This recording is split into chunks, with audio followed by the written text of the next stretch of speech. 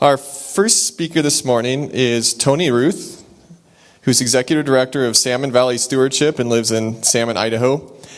In this role, she promotes a sustainable economy and productive working lands in the stunning Salmon River region of Central Idaho.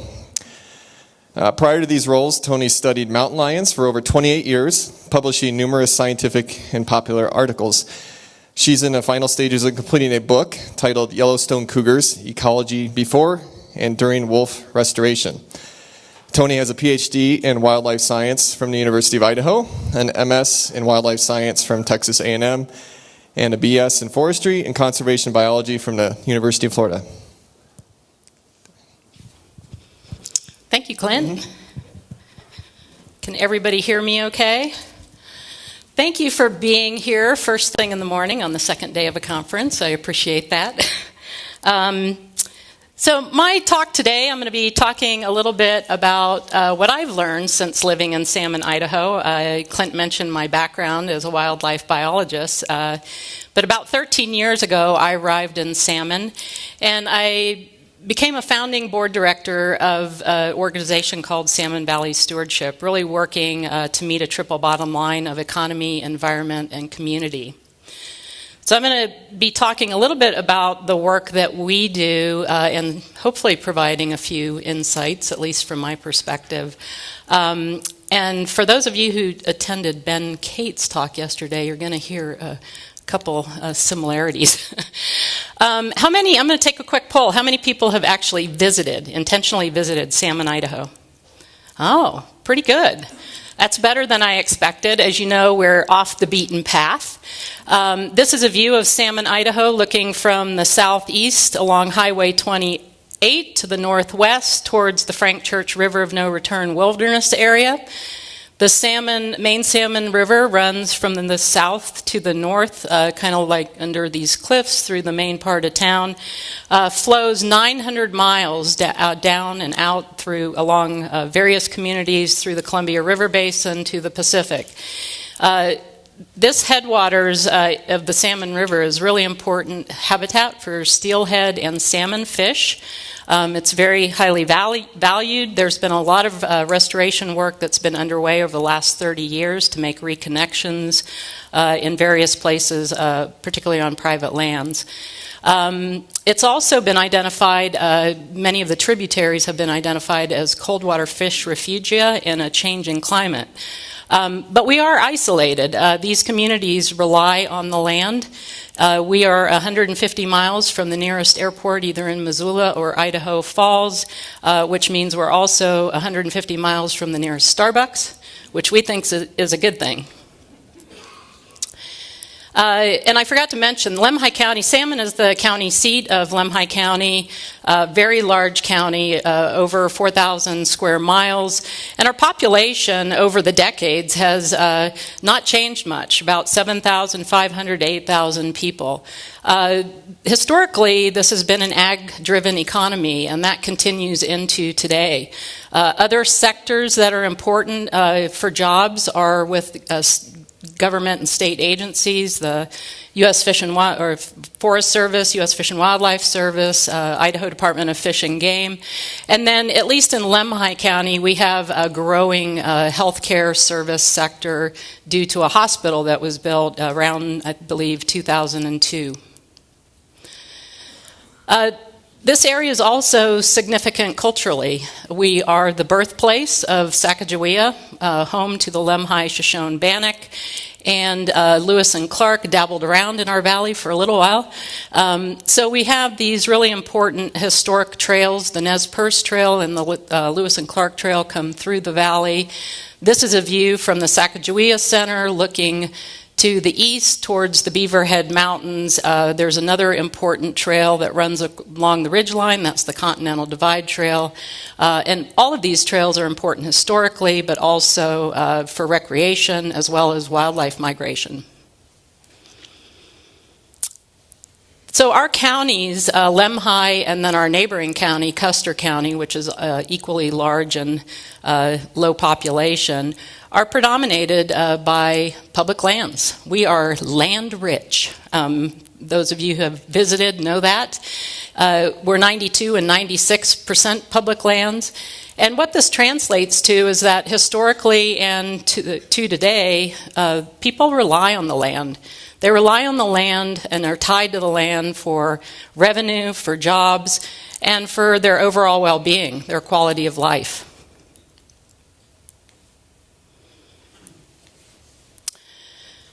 But there's some challenges. Folks living in this isolated, beautiful, rugged landscape are frequently at the intersection of navigating their self-reliance, that component that is part of living in an isolated landscape, with economic development, and then also just sustainable use of our natural resources that everybody kind of relies on. And our organization grew out of that kind of tension of and wanting to be able to try to navigate those challenges a little bit better. In 2004, there were a couple folks, maybe more than a couple, I wasn't there at the time, who got together around a table. There were BLM folks, other agency folks, a whole host of ranchers, and various citizens who really wanted to get around the table and start having some discussions about how to find common ground solutions around some of these tough challenges they were facing. At the time, in 2004, there was no more timber economy. There wasn't any timber coming off the forest. We were in probably a bust cycle, of a boom and bust cycle of mining. And then there was also this new thing creating some wildlife conflict tension with ranchers called wolf reintroduction. And lastly, we had some pretty significant land timber replacing wildfires that were happening. And in this landscape, those are usually created through lightning ignition that occur in the Frank Church area or to the west of the town, are fueled by high winds or winds moving them from the southeast to the northwest towards our community. And just the structure of our valley tends to capture a bunch of smoke, so it tends to impact people in a more significant way. There's a huge quality of life component with that, particularly now with an aging population. And then it also impacts businesses just because tourism tends to decline when there's a lot of smoke in the valley. So there can be fires in California, and this valley still captures that smoke and holds it. It doesn't have to be a fire in our landscape. So I arrived in Salmon in 2005. I was the first time I had a moment to take pause in my life from doing research and actually ask what was happening in a community, what was going on. And I started having some conversations with various people. I got directed pretty quickly. I think I was there maybe 2 or 3 weeks, and I was knocking on the door of this new organization called Salmon Valley Stewardship.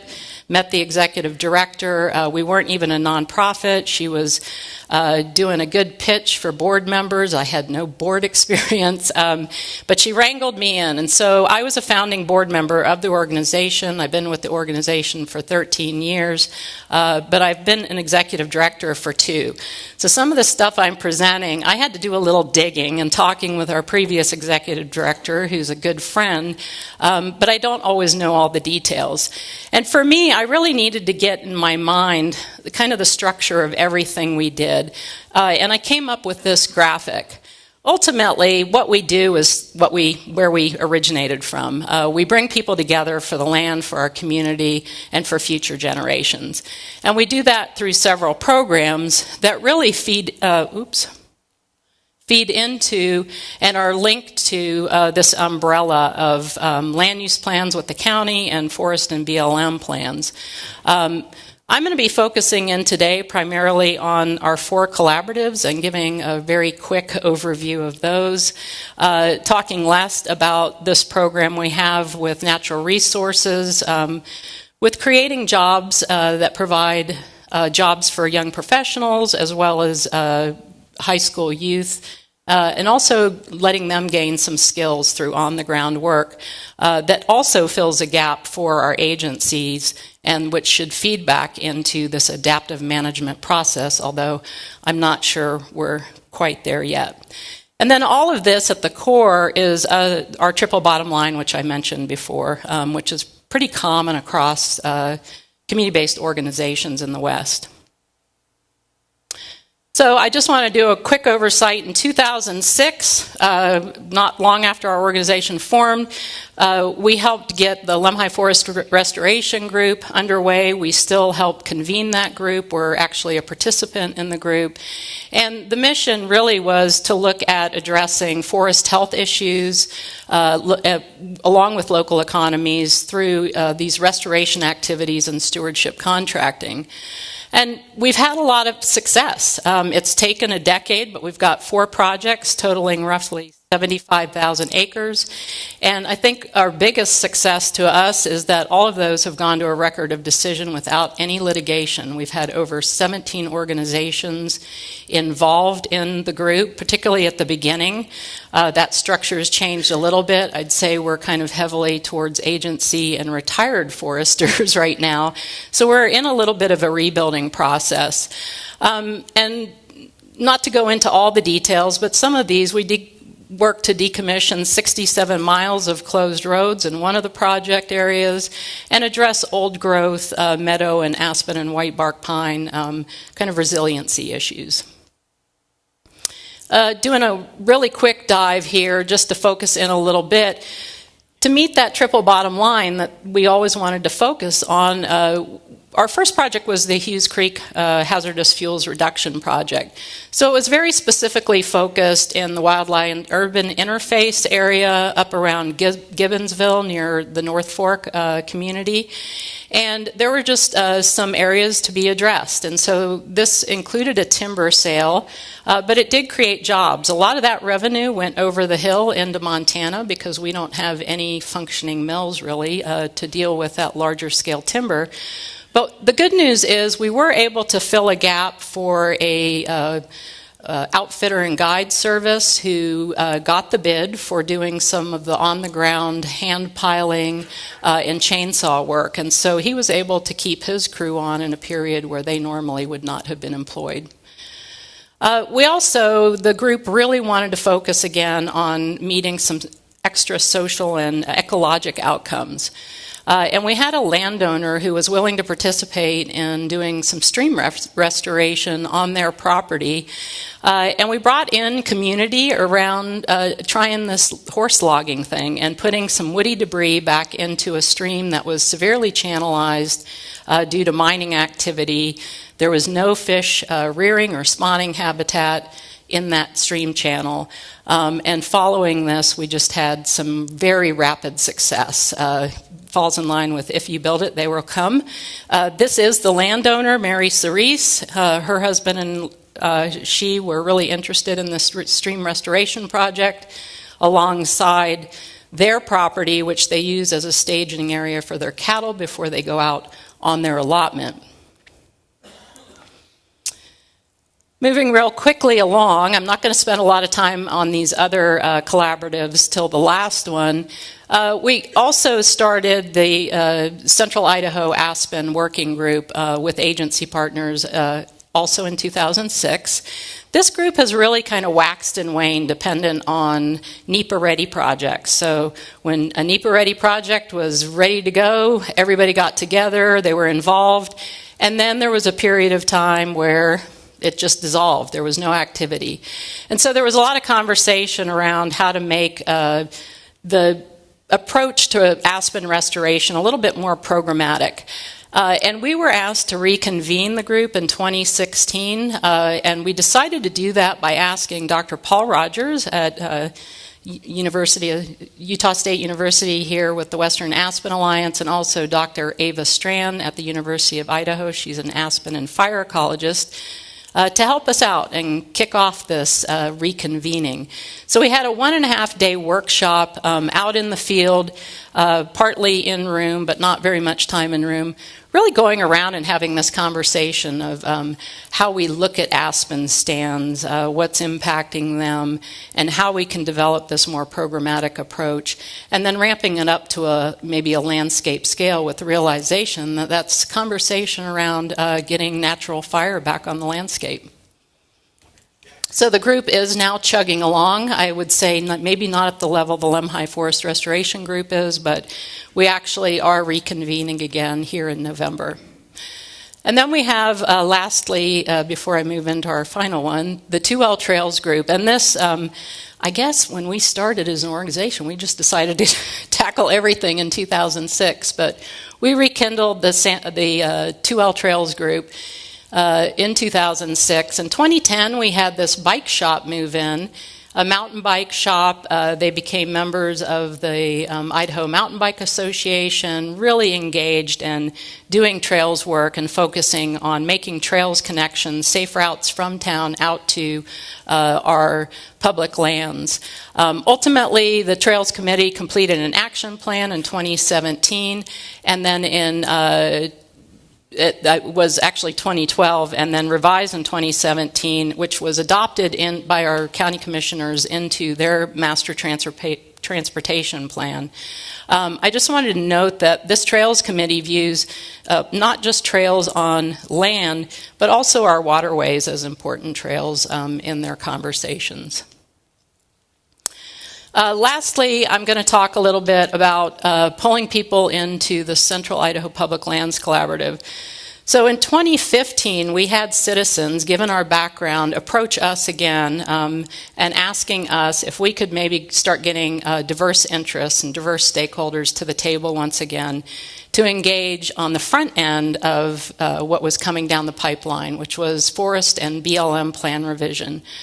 The forest plan revision actually kicked off in 2017, but we had these conversations underway already. And as we engaged with folks and started having some meetings in Salmon, we quickly came to realize that we couldn't ask people to show up in our backyard. We needed to take the conversation on the road. There's 3 hours separating some of these communities. So we did this little road tour over many months, and we visited 6 different communities, held 19 different meetings, had 170 people show up, including conservation organizations from outside the community. And we were asking some pretty simple questions during those conversations, which we were capturing, and that was just what is working on public lands and what is not working or needs improvement. So we heard some fun things around what was working, and just to share, collaboration was one of those, and the fact that there wasn't as much litigation anymore, and that they were starting to see some timber come off the forests. But the issues that did emerge shouldn't be as surprising to anybody. Multiple uses, sustainable economies. We have fire as a big one, access to our public lands and how that occurs. And then just fish and wildlife habitat, realizing that we have some really important migratory routes and private lands habitat that needs to be considered as connections to our public lands. And then these also came up, these social aspects, agencies being more responsive to communication with the public, building relationships. And then this flexibility issue, which was huge because people were starting to function in these collaborative manners and really wanting to look for more flexibility in how they could do things on the landscape and felt constrained. We also captured these community values, which I think really resonate for me after Dr. Brunson's presentation. Just this appreciation for the land that I don't think often comes out. There's a strong generational tie to the land. People feel that they have been stewards of the landscape. They have a strong investment to the land, which sometimes is in contrast with what we hear from a national view. And that those generational ties provide the strong legacy of knowledge that you don't get when you have a lot of turnover in agencies, the land management agencies. Helping others, there's always a helping hand when you're in need. There's strong community pride. This rootedness to the land and family. I've been in so many different collaborative conversations with the landowner where they tear up about their connection and their family's long history, fourth and fifth generation. One woman talks about seeing her family when she looks at the mountains. So we finally pulled together this collaborative. I'm not going to go into all the details, but it has a lot of structure around it, balance. We've got diverse stakeholder representation, and this was in 2017. So it took us nearly 2 years to get to this point. One of the key things that I didn't mention is that we heard very clearly we needed to not only address just Lemhi County, but also our neighboring counties. We need to work with the entire salmon chalice, both BLM and forested lands. So we were trying to bring many different perspectives, but also many different community members to the table. And that showed to be a little bit challenging, but I'll get to that. And ultimately, we asked folks to kind of self-select into 5 working groups that we felt would be most functional. And these arose from those themes that we captured during those 19 meetings. We've been working with some of the folks who've served on the FACA committee, the Federal Advisory Committee, and came up with these considerations that we need to have as overarching considerations for all groups. And then that's through all these phases where we're working very closely with the Forest Service. Our role is to facilitate the process, be engaged in helping bring the process to the folks that are part of the collaborative, and their role is to provide the content.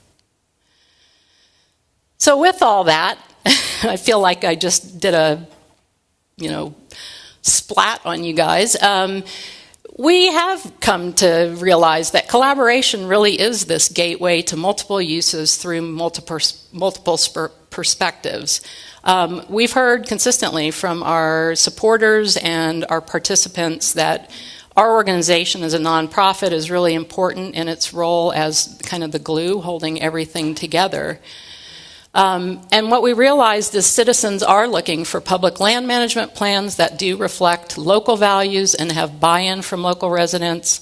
They also look to working together in this respectful way to hear different viewpoints and then also decide how to protect what we have as a community that will continue to thrive into the future.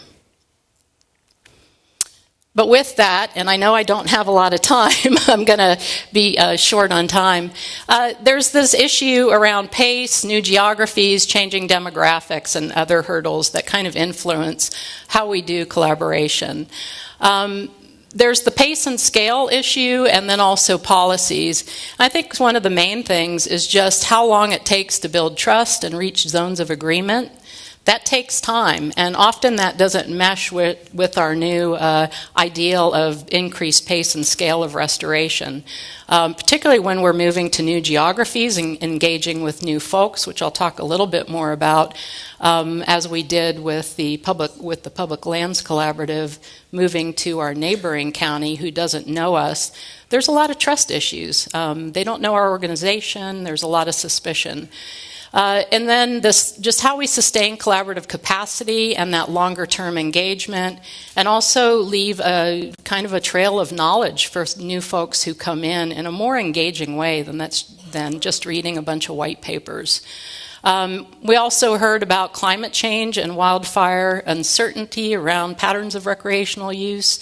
Are we thinking appropriately about where our infrastructure is or how people are going to use the land, given that they can access higher elevations earlier and later, and how that might influence patterns of wildlife movement. And this is a big one for me, I think, just given my background, increased pace and scale. How do we really balance that with this need to monitor our outcomes? I think this is a big challenge for collaborative groups engaged with agency partners. And then we've also heard from folks that they want to be more engaged. So maybe there's some resources to tap into more in a more appropriate way through citizen science, and also developing some common standards that are mutually understood so that the data isn't as suspicious to folks either. I just briefly mentioned that we went into this new geography, and we've received some pushback. There are some folks who don't want to engage in the collaborative. They see us as being an environmental organization because we have conservation groups in the room and not bringing necessarily all the local voices to the table. But we're going to keep doing what we do and try to reach out to those folks in a continuous way. And then that just kind of leads into this other challenge of this social agreement in new geographies, and also this changing demographics in our landscape. Our median age has increased now to 55, and that kind of has this influence of people who have this history of viewing, how things were versus an influx of younger folks in other communities who are looking to other opportunities, such as around recreation. There's also a lack of agreement on historic range variability that has come up, and this is from some of our retired Forest Service members who are part of the collaborative. And there's just this big push on, do we have the best data in the assessment from the Forest Service? And, if we get it wrong, there's this view that if we let things burn, it's really risky for firefighters to be in that path of fire. And then just real quickly, two things. We have a lot of partners who are doing really good work on private grounds, about 120 different projects and reconnecting streams, getting water back into the Lemhi, improving critical fish habitat. We have built it. It's been 30 years of investment. But we need to do a better job of integrating across all lands. And what we have done on the forest, we haven't had big conversations about what's happening on private land. We're just starting to do that and make better connections to understanding what each other are doing.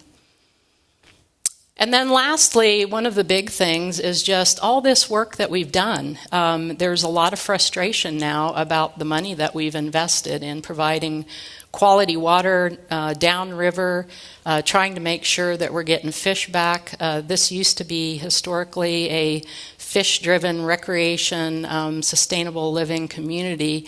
And as a resource, just nutrients into the system that are no longer there. And so this is a good friend of mine, Jerry Miters, who has lived in Idaho his entire life, just kind of reminiscing on where he's seen things go, even with all these investments, and that, we've got to start looking to how we have conversations beyond our community and downriver with downriver communities. And with that, I might be a little over time. I just want to thank my board members and my staff who work really hard in support of our organization and our mission and all our partners. Thank you.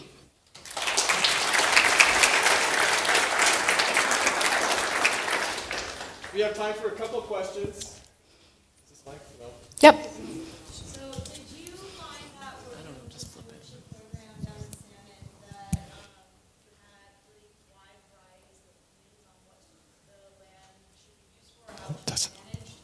And if so, how did you combat that? Yeah, that's part of what we do is bring people to the table exactly as you described. So for the last 13 years, we've asked folks to step into that situation and bring what their perspective is and their passion is for the land.